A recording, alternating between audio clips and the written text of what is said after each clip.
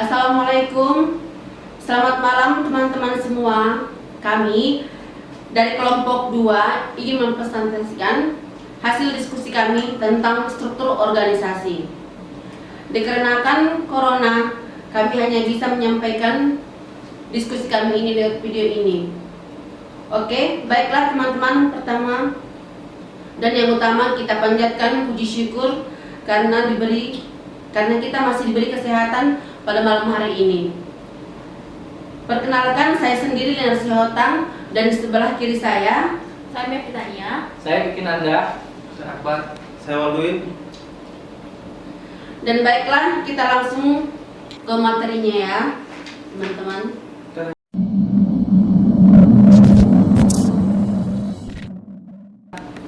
Struktur organisasi adalah susunan dan hubungan pada setiap bagian atau posisi yang ada di dalam suatu perusahaan atau organisasi untuk menjalankan berbagai kegiatan operasional dan mencapai tujuan. Fungsi struktur organisasi ada 4. Yang pertama, kejelasan tanggung jawab. Yang kedua, kejelasan kedudukan. Yang ketiga, kejelasan mengenai jalur hubungan. Yang keempat, kejelasan uraian tugas. Faktor-faktor yang mempengaruhi struktur organisasi. 1. Strategi organisasi. Yang dimaksud itu ialah untuk membuat upaya pencapaian tujuan. Yang kedua, skala organisasi, yaitu untuk mengetahui jumlah penjualan, pasar, dan hingga jumlah tenaga kerja.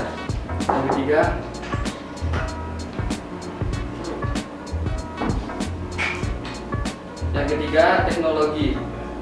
Yang dimaksud teknologi itu untuk penggunaan alat bantu dalam sebuah organisasi. Yang keempat, lingkungan. Lingkungan untuk penyesuaian diri dalam suatu organisasi. Ya, wewenang adalah hak untuk melakukan sesuatu dan memberitahu orang lain untuk melakukan atau tidak melakukan sesuatu agar mencapai tujuan. Dan contohnya adalah di sini.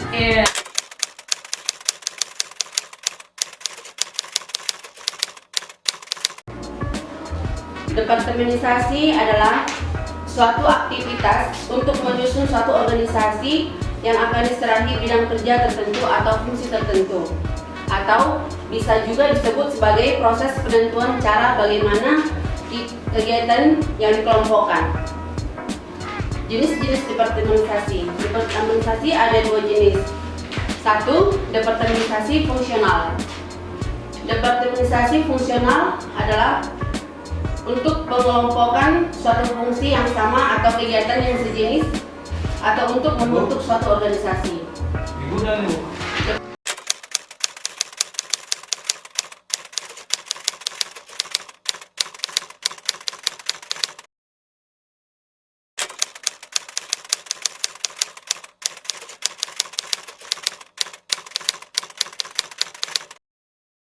Departemenisasi yang kedua adalah berdasarkan pada visi, melihat produk, pelayanan atau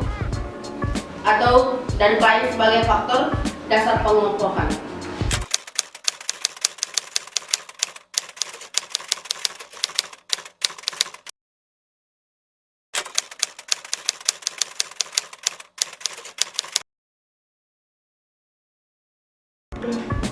Pembagian kerja.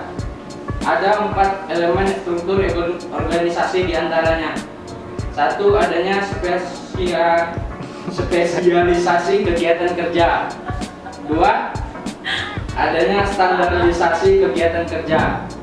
Yang ketiga, adanya koordinasi kegiatan kerja. Yang keempat, beserta seluruh organisasi. Rentang kendali atau stop of control adalah jumlah pegawai atau bawahan yang dapat dikendali secara efektif oleh seorang manajer atau supervisor pada suatu waktu, dan kemampuan manajer atau melakukan koordinasi secara efektif yang sebagai besar tergantung pada jumlah bawahan yang melapor padanya. Dimensi struktur organisasi. Dimensi struktur organisasi adalah pola tentang hubungan antara berbagai komponen organisasi mempunyai 3 dimensi, yaitu yang pertama kompleksitas untuk mempertimbangkan tingkat diferensiasi yang ada di organisasi. Yang kedua formalisasi, yaitu sejauh mana organisasi menyandarkan dirinya pada gambar dan prosedur untuk mengatur perilaku. Yang ketiga sentralisasi, yaitu tingkat di mana pengambilan keputusan dikonsentrasikan pada suatu titik tunggal di mana di dalam organisasi. Baiklah, teman-teman, cukup sekian dan terima kasih presentasi kami hari ini, malam ini.